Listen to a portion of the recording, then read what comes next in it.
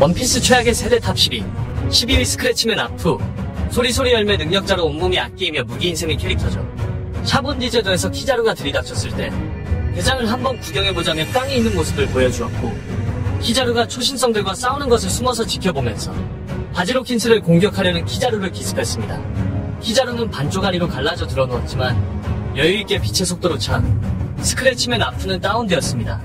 2부에서는 카이도우의 부하로 활약을 했는데 오니가시마에서 루피와 조로를 발견해 루피에게 음악을 통한 타격으로 기습에 성공하였고, 조로에게는 음악을 통한 참격으로 가슴에 상처를 입혀 주저앉히기까지 하는 저력을 보여주었습니다. 조로와 루피는 무슨 능력인지 몰라 계속 강하면서 도망치는 신세까지 만들었죠.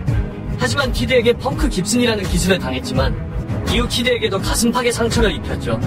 그리고 도망가는 루피, 조로, 힐러, 키드에게 아프는 음악 공격을 가하지만 힐러가 귀를 막으라고 해서 모두 막아 아무런 피해를 입히지 않아 귀를 막으면 공격에 당하지 않는다는 약점을 발견해 쉽게 공격이 무용지물이 돼버렸죠. 그리고 조로한테 원킬을 당해 방어력은 별로인 것으로 보여주었지만 CP0에게 직원을 맞았지만 무장색으로 방어에 성공해 의의 모습을 보여주기도 했죠. 11위 주얼리본이 대상의 나이를 조종하는 개사기 악마의 열매 능력을 보유하고 있습니다. 일단 발동만 가능하다면 제압력은 엄청나죠. 대신 극장판 묘사상으로는 손으로 만지는 게 발동 조건으로 보이기에 상대에게 접근이 자유로운 체술 능력에 기반한 전투력이 뒷받침되어야 하는 만큼 기본적인 전투력도 수준급으로 보이죠. 일부에서는 샤본디 제도에서 조로가 총알을 피하면서 빠르게 철룡인에게 칼을 빼어들어 공격하려는 것을 주얼리본이는 그걸 막았습니다. 그리고 루피가 철룡인을 패서 해군이 샤본디 제도에 들이닥쳤을 때는 해군들을 농락하는 모습을 보여주었습니다. 2부 때는 검은 수염한테 당해 해군에게 잡히는 장면이 나왔는데 어찌어찌하여 해군에게 도망쳐 레벨리에 몰래 잡입하는 모습을 보여주었죠. 12 오르지, 배승 오르지라고 불리는데 근육과 몸집을 증가시켜 완력을 강화하는 능력을 가지고 있습니다. 1부 때는 샤본디 제도에서 파시피스타와 맞짱을 떴지만 결국 손바닥 빔에 맞고 쓰러져 의외로 약한 모습을 보여 매우 실망스러웠죠. 그리고 엑스레이크와 파시피스타의 대결은 흥미롭게 관전하고 있다가 키자루에게 방심 발차기를 맞고 기절했습니다. 하지만 2부 때는 밀짚모자 일당이 한창 드레스로자에서 날뛰고 있을 때 빅맘의 영토에 쳐들어가서 빅맘의 적단 최고 간부 스위트 사장성인 샬롯 스넥을 쓰러뜨렸다고 합니다. 그러나 스넥과의 싸움에서 힘을 소진했던 우르지는 결국 크래커에게 손쉽게 패 도주를 했다고 합니다. 그래서 어쩌어찌 도주에 성공해서 아무도 없는 하늘섬 페어 바론 터미널에서 부상을 치유하며 휴식을 취했는데 거기에서 우연히 자살을 시도하는 거안을 보고는 기겁했습니다. 바로 그 거안은 카이도우였죠. 우르지는 그를 말리지만 결국 카이도우가 투신을 하자 명복을 빌어주는 모습을 보여주었습니다. V 카폰의 배지, 성성열매 능력자로 자신의 몸의 병력들을 비축할 수 있습니다. 바다로 나오기 전에는 웨스트블루의 뒷세계를 지배하는 5명의 마피아 중 한 명이었죠. 생물이나 사물이 복용자의 몸 주변으로 다가오면 복용자의 체내에 들어올 수 있을 정도로 작아집니다. 작아진 것들은 영역의 경계선을 넘어가면 원래대로 돌아오죠. 사물과 생물이 작아지는 것이 아니라 반대로 능력자 본인이 대포를 뿌리는 이동 요새가 될 수도 있습니다. 빅맘이 머리끝까지 화나서 진심으로 퍼붓는 주먹질에도 견딜 만큼 튼튼한 내구성도 갖고 있고 피해도 경감되는지 주먹질 한 방이 배지 본인에게는 치명상이지만 빅파더 상태에서는 그저 몹시 아파하는 정도로 끝났죠. 사실 상대가 누구인지를 생각하면 빅파더의 내구도가 일반적인 성 이상인 셈입니다. 그러나 방어력에 한계가 있고 단순한 성이 아니라 배지 본인이랑 감각이 링크되어 있기에 충격을 받으면 그 충격이 그대로 전해지죠. 만일 성이 완전히 파괴되면 배지가 죽는데 특이하게도 내부에 사람들이 있다면 공멸하지 않고 일제히 밖으로 배출됩니다. 하리 바지로킨스, 전투 중에 카드로 본점을 통해 우세를 파악하며 지능적으로 몰아붙이거나 도망칠 때 도망쳐야 하는 지혜를 갖고 있습니다. 그리고 로우를 상대로 해루석을 사용해 그의 움직임을 봉쇄하는 등 전략을 보여주었죠. 일부에서는 키자루에게 무호흡기를 받았지만 그래도 살아있는 모습을 보여주었는데 자신이 당한 신체 부위의 피해를 타인의 같은 부위로 떠넘기는 사기 능력을 갖고 있어 살았던 거죠. 2부 때는 킬러와의 대결에서 키드를 약점을 잡아 매우 악랄한 전략을 보여주어 이것마저 실력으로 평가되었는데 하지만 키드에게 왼팔을 잘리며 그냥 비참하게 죽어 아쉬운 모습을 보여주었죠.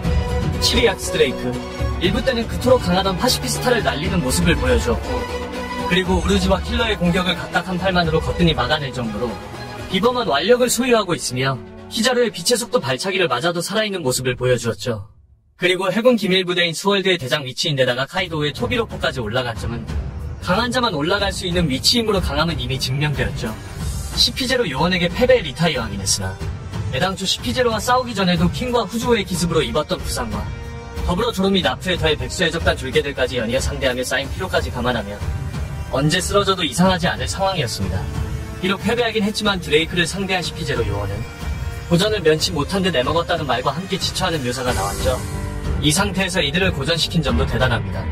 유기킬러 조로와의 대결에서 물론 조로가 방심해서 공격을 한 방 먹였지만 도깨비 참수 한 방에 그냥 맥없이 쓰러진 킬러. 킬러는 카이도우와 전투에서 내부에서부터 배는 놀라운 기술을 선보였고 마지막 바지로킨스와 대결에서 매우 전략적인 공격을 퍼부어 바지로킨스의 팔을 자르고 능력을 무력화시키면서 승리로 이끌었죠. 이걸로 보아 전투에서의 기조와 순발력도 꽤 준수한 편이라고 볼 수 있죠. 5위 조로는 이번 와노쿠니 편에서 매우 많이 성장을 했습니다. 흑도 슈스이를 잃은 대신 지옥의 왕 엠바라는 검을 얻으면서 더욱 강화되는 모습을 보여주었습니다. 방어력 최강인 카이도우와 대결에서 두 번의 상처를 입히게 했는데 처음에는 루피가 카이도우에게 먹혀 자신의 회오리로 카이도우에게 상처를 입히게 했으며 카이도우와 빅맘의 필살기를 맞았는데도 불구하고 카이도우에게 아수라 기술로 상처를 남겨 독자들은 환호했습니다. 그리고 3제의 킹과의 대결에서 자신이 패왕색을 둘러 옛날 과거의 신 루나리아족을 그냥 다운시켰죠. 레일리와 비슷한 행보를 걷고 있으며 나중에 새출검이 되는 만큼 무척 강해진 모습을 보여주었습니다. 4위 로우 50억짜리 수술수술 열매 능력자 로우는 과거 중장 스모커를 그냥 양악하듯이 무력화를 시켰고 카이도우와 결전에서는 인젝샷으로 각혈을 토하게 하는가 반면 방망이에 맞을 때도 방어 능력을 사용해 흘리는 모습을 보여주었습니다. 빅맘과의 대결에서는 각성 능력을 사용하여 쇼크빌레나 사일런트로 상대를 교란시키면서 공격을 하는데 성공했으며 유스타스 키드와 합작으로 사왕 하나를 상대로 승리하며 신세계에서도 손꼽히는 강자로 거듭났죠. 3위 유스타스 키드도 3선장 중 한 명이며 과거 초신성 중에서는 현상금이 가장 높았고 엑스맨의 매그니토와 비교되며 팬들의 기대를 모으곤 했죠. 와노쿠니 편에 들어와 열매의 각성 능력이 드러나며 사뭇 달라지기 시작했으며 생물, 무생물을 가리지 않고 자성을 부여할 수 있게 되면서 사실상 인력과 청력을 다루는 능력이 되었습니다. 이 위력은 사왕빅맘의 팔뼈를 부러뜨리는 등 선전하며 지리는 모습을 보여주었죠. 그리고 끝내 거대 레일건을 만들어서 빅맘에게 발사해 오니가시마 아래로 추락시켰습니다. 레이저가 발사되는 원리 자체는 불명이지만 위력이 워낙 커서 여러모로 사왕조차 저항할 수 없는 특수 능력의 효과로 선전하면서 평가를 끌어올렸습니다. 2위 루피 이브 토트랜드에서는 사왕의 최고 간부인 샬롯 크래커를 쓰러뜨리고 샬롯 카타쿠리와 싸움에서 조금 앞에 미래까지 볼 수 있는 견문색으로 성장하여 사왕의 최고 간부들과 싸울 수 있는 수준으로 강해졌습니다. 물론 이들과도 기어포스 쓰지 않으면 싸움이 성립되지 않았기에 바다에서 무적이라고 불리는 수준은 아니었지만 기어 세컨드와 서드의 부작용을 수련을 통해 완화시킨 덕분에 기어 포스를 제외한 전투력의 고점은 일부 시절과 비교하면 드라마틱한 차이는 없으나 기어 세컨드는 거의 패시브 수준으로 사용이 가능하며 기어 서드도 필요할 때 부담 없이 꺼낼 수 있는 액티브 스킬이 되었죠. 덕분에 기어 시리즈를 사용하지 않을 땐 수세에 몰려서 수명의 단축도 불사하고 기어 세컨드 상태를 무리하게 열어서 싸우던 일부 시절보다 안정성 있는 싸움이 가능해졌습니다. 그리고 카이도우에게 6번을 리타이어한 루피 6번이나 리타이어 할 정도로 끈질긴 생명력을 보여주었으며 리타이어 하면서 성장의 료, 레드록, 페리감, 각성 등등 터득해 사실상 루피의 스승은 카이도우였습니다.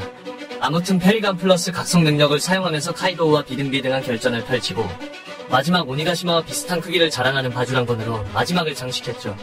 루피의 능력은 매우 어이없는 능력이라고 오로성에게 언급당할 정도니 강함은 다 아실 거라 생각합니다. 1위 티치 1부 때 사왕 샹크스는 흰수염 배에 올라타 에이스를 저지할 목적으로 얘기를 나누는데 자신의 눈 상처를 가리키며 자신은 방심을 절대 안 했다고 티치는 매우 강하다고 했습니다. 그때 생각해보면 페이감 최강자이며 비능력자임에도 불구하고 듀라킬 미호크조차 이루지 못한 성과를 이루어냈으며 샹크스에게 상처를 입힌 거 보면 장난 아니게 강한 것으로 보이죠. 현재는 흔들흔들 열매와 자연계 최강 어둠 열매 능력자로 사왕 자리에 올라 능력자 사냥에 힘을 쏟고 있습니다. 나중에 록스 디지백처럼 루피와 대결 구도로 성사되므로 현재 루피보다 강하다는 것은 다들 아실 거라 생각이 듭니다. 마지막으로 구독과 좋아요 부탁드립니다. 감사합니다.